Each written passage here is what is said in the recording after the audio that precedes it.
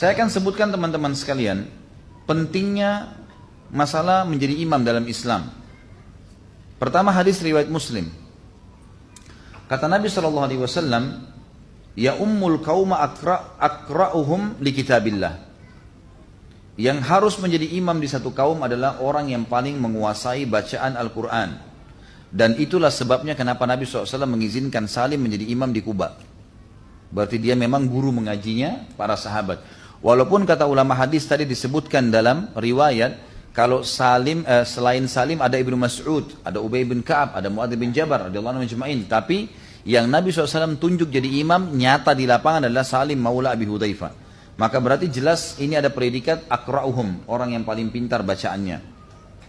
Kemudian juga dalam hadis yang lain kata Nabi SAW, ya ummul qauma akra'uhum li kitabillah. Orang yang jadi imam di antara kalian harus orang yang paling benar bacaannya dan paling bagus dalam kitabullah. Fa in kanu fil qiraati sawa, kalau seandainya mereka sama saja kalau dalam bacaan, hafalannya sama, misal sama-sama 30 juz, suaranya juga sama-sama bagus, gitu kan? Siapa yang didorong menjadi imam? Kata Nabi SAW, fa'alamhum bis sunnah. Harusnya orang yang lebih faham di antara keduanya dari sunnah Nabi SAW. Fa in kanu fis sunnati sawa fa aqdamuhum hijrah. Kalau mereka sama juga ilmunya dalam sunnah, selain bacaan dan hafalan Qur'annya, maka dicari siapa yang lebih dahulu hijrah.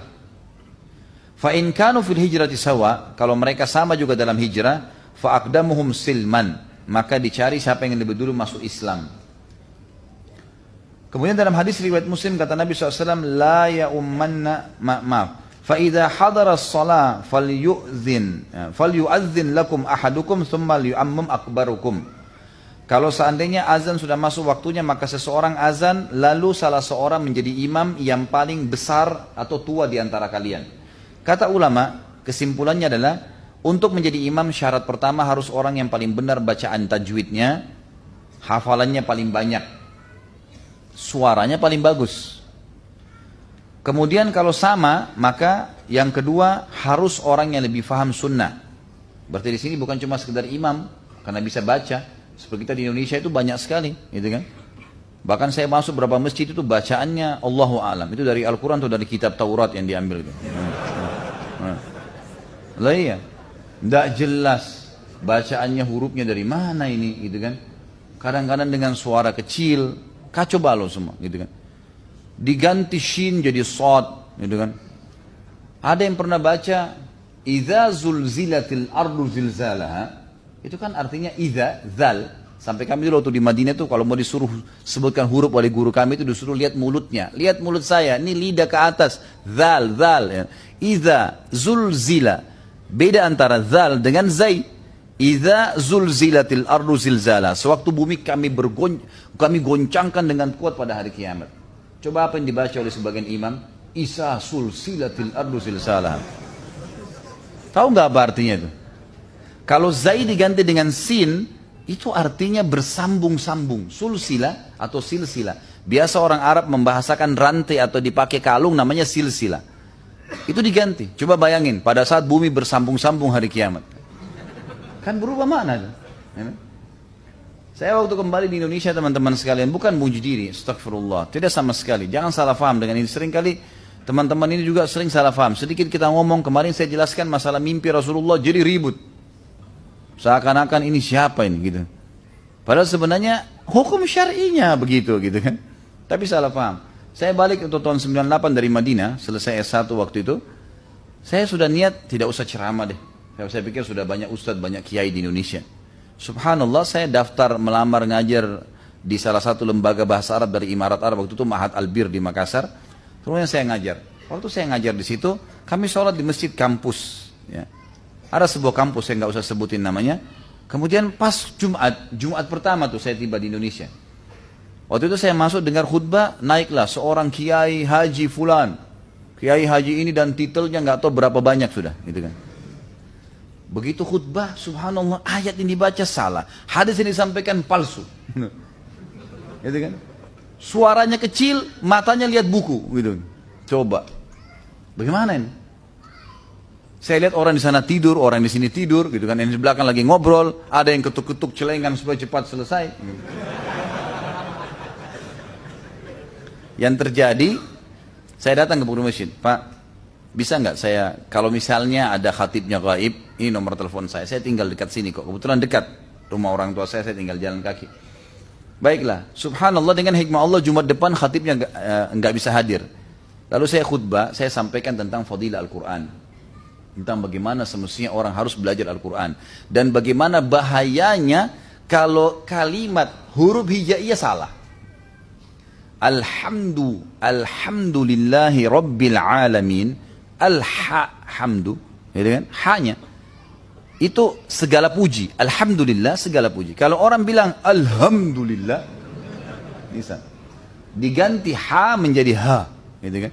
Seperti kalimat ihdina, itu ada penekanan, dia ada beda ha, gitu kan? Diganti, banyak imam gitu, karena mau fasih ceritanya, gitu kan? Alhamdulillah. Gitu. Kalau hamada pakai ha artinya segala puji bagi Allah. Kalau hamada artinya kematian. Bayangin. Kalau kita bilang alhamdulillah segala puji bagi Allah. Kalau kita bilang alhamdulillah kematian buat Allah. Bayangkan maknanya, bahaya. Alhamdulillah Rabbil Alamin. Ain. Kalau nggak bisa fasih sekali nggak apa-apa lah. Minimal ada bedanya. Jangan dipukul rata semua.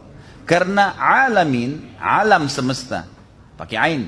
Kalau diganti dengan hamzah, alam artinya sakit. Hah?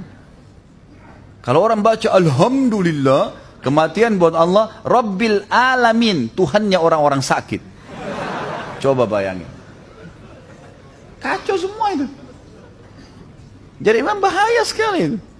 Maka bukan aib teman-teman. Ada orang, maaf saya bahasakan. Saya temukan ikhwah gitu, Masya Allah jenggotnya sudah terjaga, sudah nggak isbal, akhwatnya pakai jilbab. Begitu dengar Al-Quran, kacau balau semuanya. Jangan akhi. Imam Syafi'i rahimahullah pernah bertemu dengan beberapa ulama-ulama Mesir waktu itu. Setingkat, beliau anggap setingkat dengan beliau. Lagi sibuk bawa kitab-kitab tulisan manuskrip mereka, gitu kan. Sampai tebal. Dalam riwayatnya dikatakan Imam Syafi'i melihat mereka mengangkat dengan beratnya buku-buku fikih mereka. Lalu Imam Syafi'i memegang satu mushaf Al-Quran. Lalu beliau mengatakan kepada orang-orang itu, sungguh demi Allah, kitab-kitab kalian itu menyibukkan kalian dari yang ini. Ini lebih penting daripada itu sebenarnya. Lebih penting membaca Al-Quran daripada membaca kitab yang lain. Padahal Imam Syafi'i hafal Al-Quran teman-teman sekalian. Waktu saya jelaskan Utsman bin Affan radhiyallahu anhu, Utsman bin Affan punya Quran yang beliau susun gitu kan dengan kulit. Dari kulit unta. Dibaca oleh Utsman radhiyallahu anhu. Padahal hafal Quran. Utsman bin Affan dalam riwayat yang saya pernah sebutkan, di antara riwayat yang masyhur, beliau bisa mengkhatam Al-Quran dalam salat witirnya. Bagaimana Allahu a'lam, Allah kasih taufik, sudah biasa dibaca jadi begitu. Tapi Utsman juga ditemukan pada saat meninggal, Quran yang dia pakai itu kulit unta yang keras, sudah sampai sobek karena seringnya diulang-ulangi. Tetap dibaca, sudah hafal Quran tetap baca. Apalagi orang yang belum baca, belum hafal sama sekali. Gitu kan? Harusnya ini harus diposisikan Al-Quran pada tempatnya teman-teman sekalian. Kemudian kalau seandainya kita sedang datang ke satu tempat, ada hukum syar'i yang lain. Kalau antum misalnya memang bacaan antum bagus nih. Memang bacaan antum bagus. Tapi antum datang ke satu tempat, ternyata di situ ada imamnya.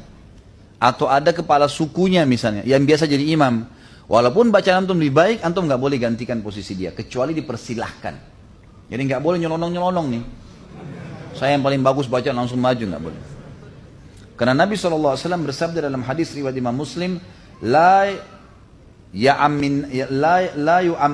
yu'ammanna ar-rajula fi sultanihi wa la yaq'ud fi baitihi ala takrimatihi illa bi'idni.